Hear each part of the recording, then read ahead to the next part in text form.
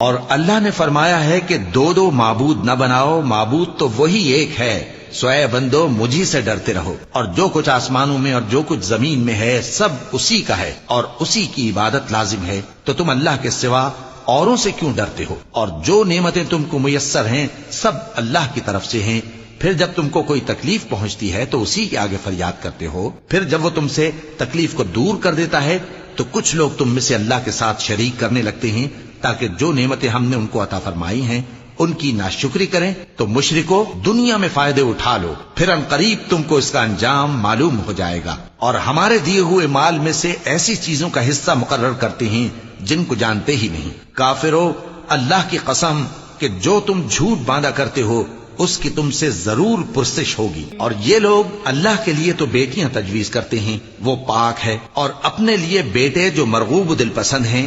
اور جب ان میں سے کسی کو بیٹی کے پیدا ہونے کی خبر ملتی ہے تو اس کا منہ غم کے سبب کالا پڑ جاتا ہے اور وہ اندر ہی اندر گھٹنے لگتا ہے، اور اس خبر بد کے سبب جو وہ سنتا ہے لوگوں سے چھپتا پھرتا ہے،